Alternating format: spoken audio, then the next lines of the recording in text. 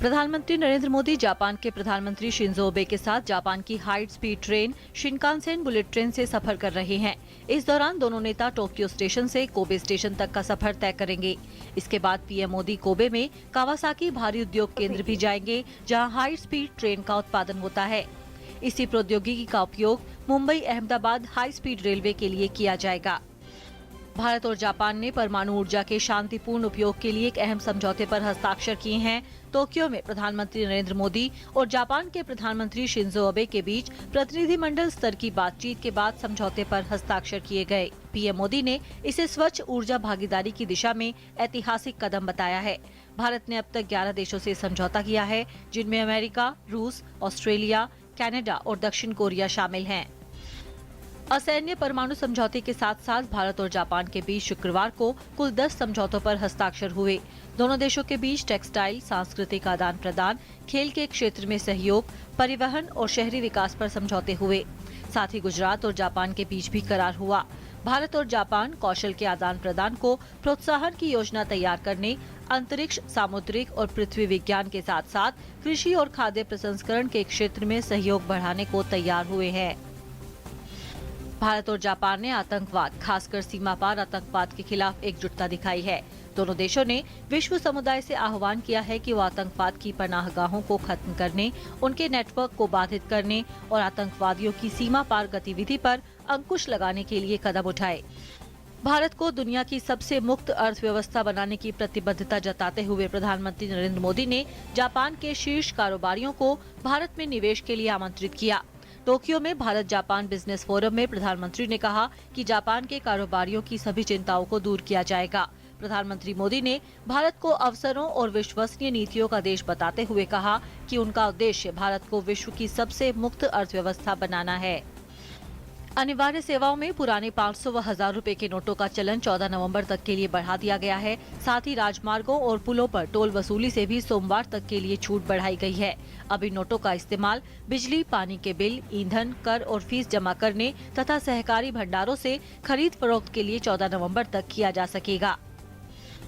नायडू ने 500 और 1000 के नोट को बंद करने के सरकार के फैसले को ऐतिहासिक बताया और साथ ही इस फैसले की आलोचना करने वाले राजनीतिक दलों से अपील की कि वो देश की जनता को गुमराह न करे। उन्होंने भरोसा दिलाया है कि देश में जिस व्यक्ति के पास भी सही पैसा रखा हुआ है, उसका पैसा बेकार नहीं होगा। केंद्र सरकार ने सुप्रीम कोर्ट को बताया है कि जजों की नियुक्ति से संबंधित कोई भी फाइल केंद्र सरकार के पास लंबित नहीं है। उन्होंने सुप्रीम कोर्ट को स्पष्ट किया कि जजों की नियुक्ति के लिए भेजे गए 77 नामों में से 34 को पास कर दिया गया है, वहीं 43 नामों को कॉलेजियम में वापस भेज दिया गया है।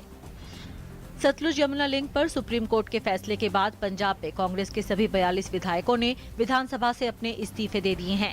विधानसभा अध्यक्ष की अनुपस्थिति में पंजाब विधानसभा के सचिव को ये इस्तीफे सौंपे गए। कांग्रेस नेता और राज्य के पूर्व सीएम अमरिंदर सिंह लोकसभा से पहले ही इस्तीफा दे चुके हैं। पंजाब के मुख्यमंत्री प्रकाश सिंह बादल ने इन इस्तीफों को भ्रमित करने वाला बताया है। केंद्रीय सूचना एवं प्रसारण मंत्री वेंकैया नायडू ने कहा है कि टीवी चैनलों के लाइसेंस के नवीनीकरण की प्रक्रिया को आसान बनाया गया है। उन्होंने कहा कि अगर टीवी चैनल नवीनीकरण के लिए तय तारीख से 60 दिन पहले शुल्क जमा करते हैं तो उनका लाइसेंस खुद ब खुद नवीनीकृत हो जाएगा। यूपी और दिल्ली समेत कल शाम कई राज्यों में नमक की किल्लत की अफवाहों को खारिज करते हुए केंद्रीय खाद्य एवं उपभोक्ता मंत्री रामविलास पासवान ने कहा कि सरकार के पास पर्याप्त मात्रा में नमक उपलब्ध है। पासवान ने कहा कि केंद्र सरकार को बदनाम करने के इरादे से ऐसी अफवाहें फैलाई जा रही हैं। पासवान ने अफवाह फैलाने वाले लोगों के खिलाफ राज्य सरकार से कठोर कार्रवाई करने की अपील की।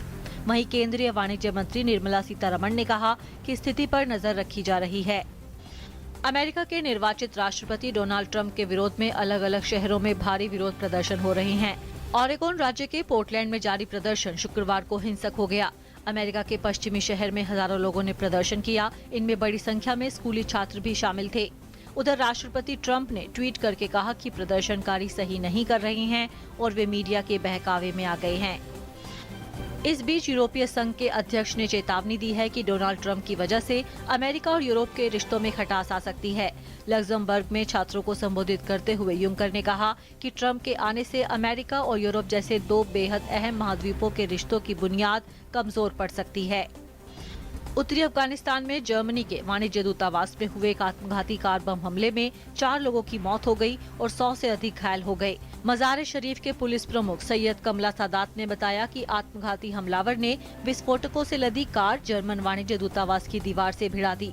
उधर तालिबान ने एक बयान जारी करके कहा है कि उन्होंने वाणिज्य दूतावास में आत्मघाती हमलावरों को भेजा था। चेतेश्वर पुजारा और मुरली विजय की शतकीय पारी के दम पर राजकोट टेस्ट में भारतीय टीम ने इंग्लैंड को जोरदार जवाब दिया।